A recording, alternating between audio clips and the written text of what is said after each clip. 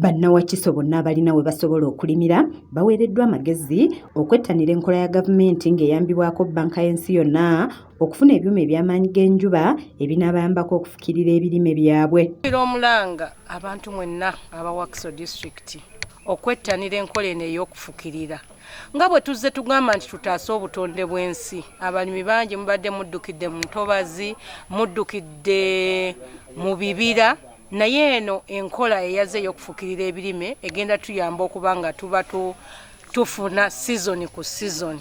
Olw'ekyo abantu tuyina kubeera kufukirira bufukiriza ebirime byaffe kubanga tetujja kubeerawo nga tetulya tetunywa baibyo ebintu ebitubeezaawo. Okusaba kuno kuvudde eri abakulembeze ba disitulikiti ey'e Wakiso abakulembeddwamu amyuka ssentebe Bettina Nantege bw'abadde alambula abalimi ab'enjawulo mu disitulikiti eno abaafuna ebyuma bino okulaba butya bwe babikozesezza.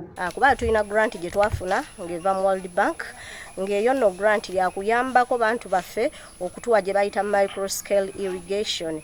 Bano bagamba nti olw'enkyukakyuka mu mbeera y'obudde eriwo kati kye kiseera eby'obulimi okubyolekeza okufukirira era ne basiima gavumenti eyambyeko ku balimi ng'ebasasulirako ebitundu 7.5 ku 100 okusobola okufuna ebyuma bino. Ttoni zaffe zaakyuka kivudde ku kutema ebibira. Ffenna tukimanyi bulungi nti ebibira bikola enkuba. Naye wano mu Uganda oba mu Wakiso tetukyalina bibira byetongodde. Bantu babisaawa basimba kalitunsi. Embeera tekyatufevalinga. Kubanga kati ebiseera we bituuse embeera y'obudde yakyukakyuka dda. Olw'ebintu ebyenjawulo ebibeerawo abantu tusaanyizaawo ebibira tetukyasobola kufuna mazzi nga bwe tugeetaaga. Abamu kubaganyiddwa mu nteekateeka eno batulambuziza ssamba zaabwe era ne balaga engeri ebyuma bino gye bibayambyemu nga bagamba nti enkola eno egasa nnyo abo abalina ettaka eriwezaako yiika 2 n'okweyongerayo era nga kino kibayambye okugaziya ku byenfuna yaabwe. Njiraba nga nungi kubeera nagirabako ne ku TV okwo ne ngamba bulijjo kino kyendaba kituuse wano. Cost price ya katale esinziira ku production, supply and demand. Kati wano kutwalira awamu abaguzi bali okutandikira wana awaka kuba ne bigaba matooke banoonya matooke. Population nakali mu kitundu nnene kati akatale katandikira nawaka.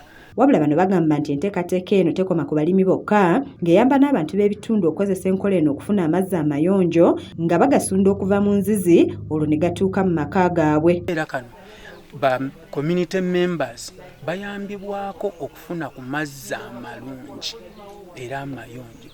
Abalimi bagamba nti okuva lwe baafuna enkola eno ebiruubirirwa byabwe byeyongerako ate nga basuubira okubituukiriza. Joseph nga yinginiya w'ebyobulimi mu disitulikiti eno ey'e Wakiso alambuludde ku nkola eno ng'agamba nti omulimi asasula ebitundu 2.5 ku 100 olwo gavumenti n'emwongerezaako ebitundu 7.5 n'asobola okufuna ebyuma bino.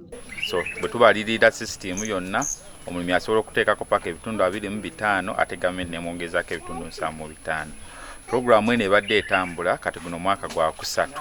Ayongerako nti abakaganyulwa mu nkola eno baweza 48 mu disitulikiti ey'e Wakiso ekibayambye nnyo okwongera ku makungula gaabwe awatali kutya nkyukakyuka ya budde. Bwe twogera olwaleero twakafuna abalimi 48 mu disitulikiti yaffe ey'e Wakiso abaganyuddwamu kyentegeeza nti abo basasudde akasente era ne bafuna ebyuma byabwe naye nga programu ekyaliko.